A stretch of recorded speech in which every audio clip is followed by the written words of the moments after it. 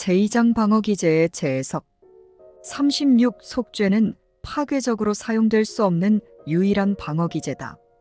모든 이가 결국에는 속죄에 동참해야 하기는 하지만 속죄는 사람이 만들어낸 도구가 아니기 때문이다.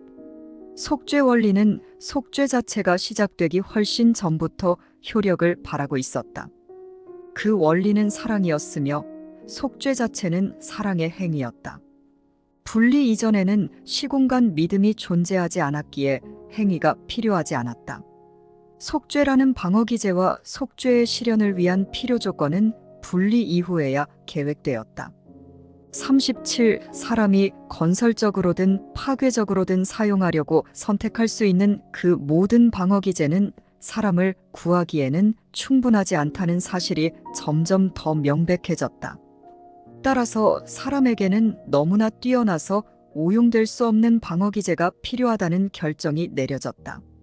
사람은 비록 그것을 거부할 수는 있어도 공격무기로 바꾸려고 선택할 수는 없었다. 반면에 다른 모든 방어기제에는 그렇게 바뀌는 특성이 내재한다. 이와 같이 속죄는 양날의 칼이 아닌 유일한 방어기제가 된다. 38. 속죄는 실제로 십자가형이 있기 훨씬 전에 시작되었다.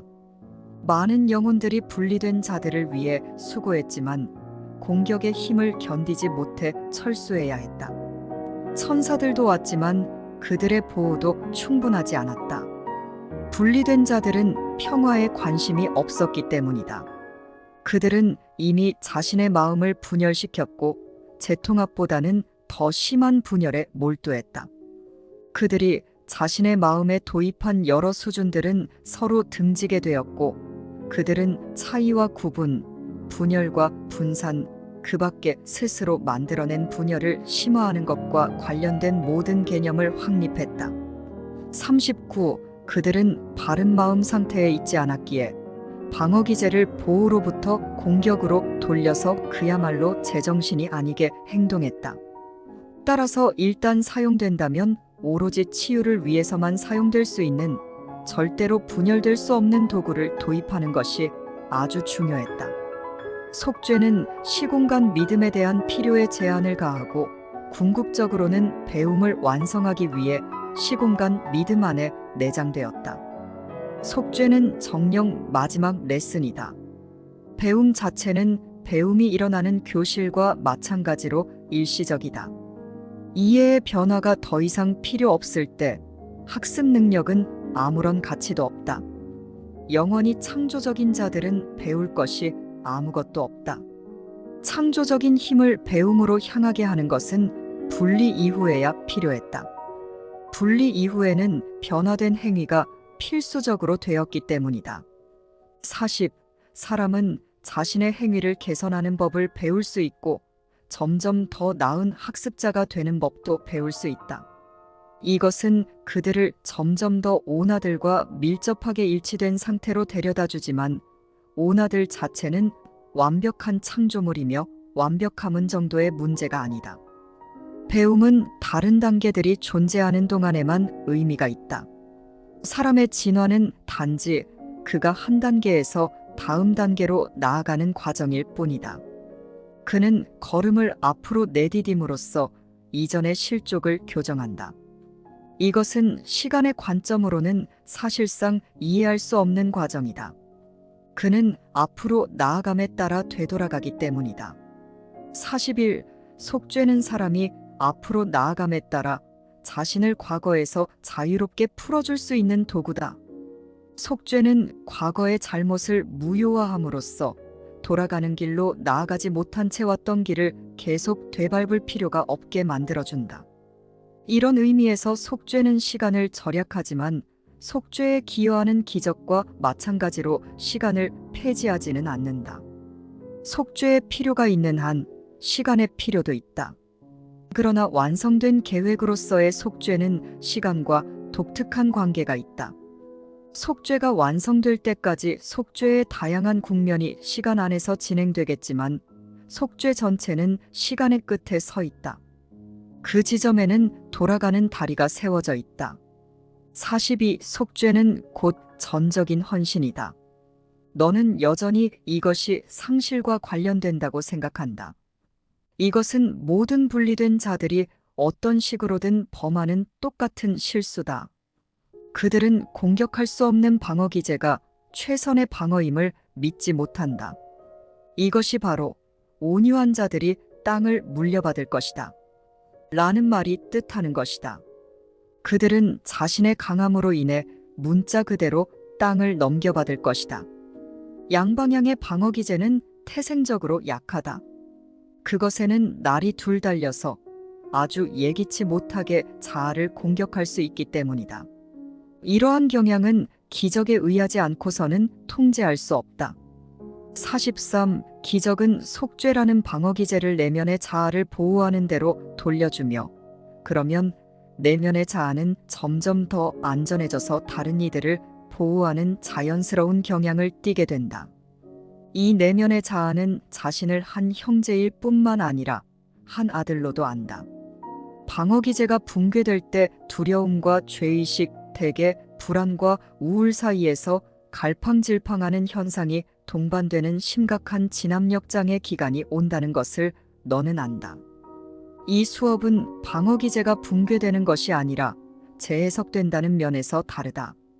비록 너는 이 수업도 똑같다고 느낄 수는 있지만 말이다. 방어 기제가 재해석될 때는 그 공격을 위한 용도만 사라진다. 이로써 방어 기제는 한 방향으로만 사용될 수 있게 되어서 훨씬 더 강력하고 믿을 만하게 된다. 방어 기제는 더 이상 속죄와 대립하지 않고 속죄에 큰 도움이 된다. 44. 속죄는 오로지 내 안에서만 받아들일 수 있다. 너는 여태까지 속죄를 주로 바깥에 있는 것으로 지각했는데 그로 인해 속죄에 대한 경험이 극히 적었다. 방어 기제를 재해석하는 것은 내면의 빛을 방출하는 데 있어서 아주 중요하다. 분리 이후로 사람은 주로 속죄에 맞서 자신을 방어함으로써 분리를 유지하기 위해 방어 기제를 사용했다. 그들 자신은 대체로 이것을 몸을 보호해야 할 필요성이라고 여긴다. 사람의 마음이 열중하고 있는 수많은 몸 판타지들은 몸이 속죄를 얻는 수단으로 사용될 수 있다는 왜곡된 믿음에서 발생한다. 45. 몸을 사원으로 지각하는 것은 이런 종류의 왜곡을 교정하는 데 있어서 첫 단계에 지나지 않는다. 이것은 그릇된 지각의 일부를 바꾸기는 하지만 전체는 바꾸지 못한다. 하지만 그것은 몸과 관련된 속죄 개념은 적절하지 않다는 것을 인식한다. 그러나 다음 단계는 사원이란 전혀 어떤 건물이 아님을 깨닫는 것이다. 사원의 진정한 거룩함은 그 둘레로 건물이 세워진 내면의 재단에 있다. 아름다운 교회 건물에 대한 부적절한 강조는 사람들이 속죄를 두려워하고 재단 자체에 도달하기를 꺼린다는 표시이다. 사원의 진정한 아름다움은 육안으로는 볼 수 없다. 반면에 영안은 그 시각이 완벽하여 건물을 전혀 볼 수 없지만 재단은 아주 뚜렷하게 볼 수 있다. 46. 속죄는 완벽한 효율성을 위해 내면의 재단 한가운데 자리를 잡고 있으며 그곳에서 분리를 무효화하고 마음의 온전성을 회복해준다. 분리 이전에는 두려움이 존재하지 않았기에 마음은 두려움의 공격을 받을 수 없었다. 분리와 두려움은 모두 마음에 그릇된 창조물로서 무효화되어야 한다. 이것이 바로 사원의 재건이란 말이 뜻하는 것이다. 이것은 건물의 재건이 아니라 속죄를 맞이하기 위해 제단을 연다는 뜻이다. 이것은 분리를 치유하고 마음의 모든 분리 오류에 반하는 유일한 방어 기제를 사람의 내면에 놓아주며 그 결과 사람을 완벽하게 상처받을 수 없는 상태로 만들어줄 수 있다. 47. 모든 이가 속죄를 받아들이는 것은 시간 문제일 뿐이다. 사실 시간과 물질은 모두 이 목적을 위해 창조되었다. 이것은 최종 결정을 피할 수 없다는 말이기에 자유의지와 모순되는 듯이 보인다. 하지만 이 아이디어를 면밀하게 검토해 본다면 그렇지 않음을 알 수 있다. 모든 것은 그것이 창조된 방법에 의해 어떻게든 제한된다. 자유의지는 우물쭈물하거나 엄청나게 지체할 수 있지만 자신의 창조주를 완전히 떠날 수는 없다. 창조주께서는 자유의지가 그릇되게 창조하는 능력에 제한을 가하셨는데 그것은 자유의지의 진정한 목적 때문이었다. 48. 의지의 오용은 극단적인 경우 전혀 견딜 수 없는 상황을 일으킨다. 고통의 역치가 높을 수는 있지만 한계가 없지는 않다. 결국에는 모든 이가 아주 희미하게라도 더 나은 길이 분명히 있을 것이라고 인식하기 시작한다. 이런 인식이 더 확고하게 자리 잡음에 따라 그것은 지각의 전환점이 된다.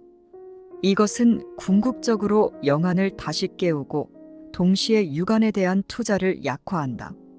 이렇게 두 종류, 즉 두 수준의 지각들 사이를 오락가락하는 투자는 대개 오랫동안 갈등으로 느껴지고 아주 심각해질 수도 있지만 그 결과는 하느님만큼이나 확실하다. 49. 영안은 문자 그대로 잘못을 볼 수 없으며 그저 속죄만을 구한다. 육안이 추구하는 모든 해결책은 영안이 보는 앞에서 녹아 사라진다. 내면을 들여다보는 영안은 재단이 더럽혀져서 수리와 보호가 필요함을 즉시 알아차린다. 영안은 바른 방어 기제를 완벽하게 알아차리고 있기에 다른 모든 방어 기제를 지나쳐서 잘못 너머로 진리를 본다. 영안은 그 비전의 힘이 아주 강력하기에 의지를 끌어당겨 자신을 섬기게 하고 마음의 동의를 강력히 이끌어낸다. 이것은 의지의 참된 권능을 재확립하며 이제 마음은 점점 더 지연을 참을 수 없게 된다. 따라서 마음은 지연이란 단지 불필요한 고통을 증가시키는 방법일 뿐이며 고통을 참을 필요가 전혀 없음을 점점 더 확실하게 깨닫는다.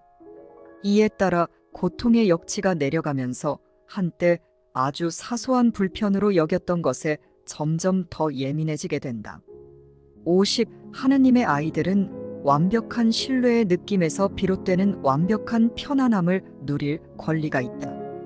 이것을 얻을 때까지는 부적절한 수단으로 자신을 보다 편안하게 만들려는 헛된 시도를 하면서 자신과 자신의 진정한 창조적 권능을 소모한다. 그러나 진짜 수단은 이미 주어졌으며 그들로서는 어떤 노력도 할 필요가 없다. 그들의 자기 중심성은 대체로 이것을 개인적인 모욕으로 잘못 지각하는데 이것은 분명 그들 자신에 대한 그릇된 지각에서 일어나는 해석이다. 자기 중심성과 영적 교통은 공존할 수 없다. 용어들조차도 서로 모순된다. 51.